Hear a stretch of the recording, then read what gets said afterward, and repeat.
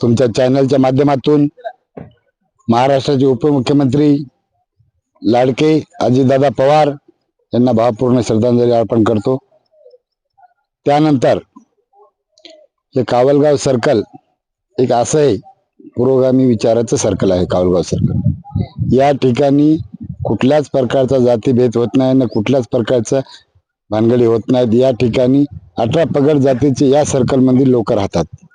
त्यामुळं आम्ही जे या 20-25 वर्षापासून जी जनतेची सेवा केलेली आहे, प्रत्येकाच्या सुखादुःखामध्ये अडीअडचणीला दवाखाना असेल, काही असेल, शैक्षणिक असेल, कुठल्याही गोष्टी असो, त्याच्या अडीअडचणीला आम्ही मदत करून धावून जातो। त्यामुळे आम्हाला हे इलेक्शन आमचं नाही, हे इलेक्शन जनतेने हातामध्ये घेतलेले।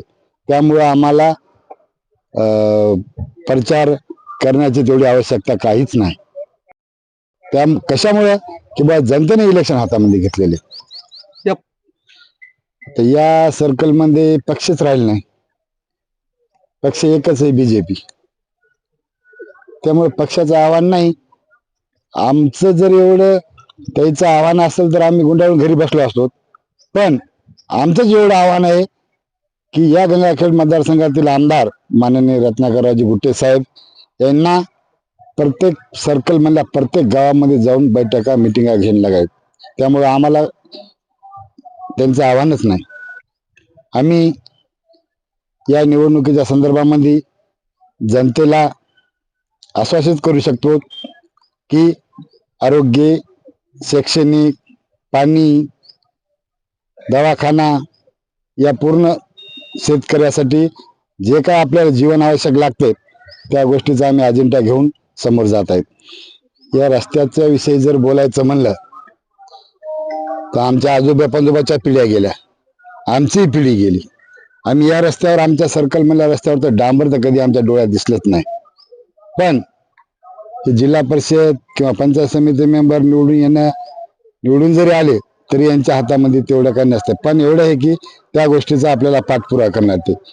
पाठपुरावा करीत असते वेळेस आमदार, खासदार यांचं काम आहे ते ठीक आहे। जिल्हा परिषद मेंबर एखादा किलोमीटर करीन, SRF मधून करीन किंवा कशातून करीन, पण जास्त आता आमचं गाव इथून नांदेडला 18 किलोमीटर आहे।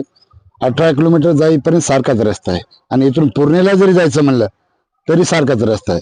त्यामुळे हे विकास कामं करायचे आमदाराचं काम आहे। आता जवळपास मागचे 5 वर्ष आमदार साहेब होते, आता बी वर्ष 1.5 वर्ष झालं, म्हणजे दुसरी टर्म आमदार साहेबाची।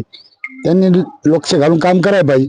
आणि आमच्या वडिलांना आजपर्यंत 1993 पासून सर्व धर्मीय सामूहिक विवाह सोहळ्याचं आम्ही आयोजन करतो। त्या सामूहिक विवाह सोहळ्यामध्ये कुठल्याही समाजाचं लग्न असो, गरीबाचा असो, कोणाचं असो, आम्ही फुकट लग्न लावतो आम्ही या। त्यामुळे हे आमचं जे कार्य असल्यामुळं या जनतेने इलेक्शन हातामध्ये घेतलेले। हे निवडणूक तुम्ही अपक्ष म्हणून लढवत आहात, तर कुठल्या इतर पक्षाकडून आपण निवडणूक का लढवली, काय कारण? खरं कारण सांगायचं म्हणजे तुम्हाला,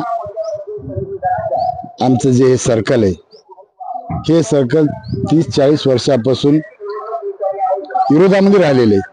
सरकार कोणाचं येईल, वरी खाली होईल, जाईल, काय होईल, त्यामुळे या सर्कल मधील विकासाचा अनुशय भरपूर बाकी आहे। त्यामुळे आम्ही या मागच्या वर्षी बीजेपी मध्ये प्रवेश केला। बीजेपी मध्ये प्रवेश याच्यामुळे केला की बाबा सर्कलचा आपला काहीतरी विकास होईल, या माध्यमातून आम्ही प्रवेश केला बीजेपी मध्ये। आमच्या पूर्ण टीमने केला प्रवेश। त्यामुळे शेवटच्या टप्प्यामध्ये काय झालं, AB फॉर्म मला दिला पक्षांनी। त्या ठिकाणी आपल्या गंगाखेड मतदारसंघाचे आमदार रत्नाकररावजी गुट्टे यांनी त्याच्या कार्यकर्त्याला AB फॉर्म दिला। त्या ठिकाणी माझा फॉर्म, पक्षाचा फॉर्म होता, ते फॉर्म बाद झाला। त्यामुळे जनतेचं असं म्हणणं आलं की बाबा काही जरी झालं तरी आपल्याला इलेक्शन लढवायचं। त्यामुळे आम्ही कावलगाव जिल्हा परिषदचे उमेदवार सो अर्चनाताई उत्तमराव ढगे जिल्हा परिषदेचे उमेदवार आहेत। या त्यांची निवडणूक निशाणी आहे छत्री। कावलगाव पंचायत समितीचे उमेदवार आहेत उज्ज्वला नारायणराव पिसाळ, यांची निवडणूक आहे कबशी। दुसरी पंचायत समिती धानोरा मोत्या, त्या ठिकाणचे उमेदवार आहेत मीराताई शिवाजीराव खैरे, यांच्या निवडणूक निशाणे कपाट। त्यामुळे सर्व जनतेला, मतदार बंधू आणि भगिनीला मी आवाहन करतो की येणाऱ्या 7 तारखेला या तिन्ही बी उमेदवाराच्या मशीनवरचं समोरचं बटन दाबून प्रचंड बहुमताने विजय कराल एवढी अपेक्षा व्यक्त करतो. थांबतो. जय हिंद.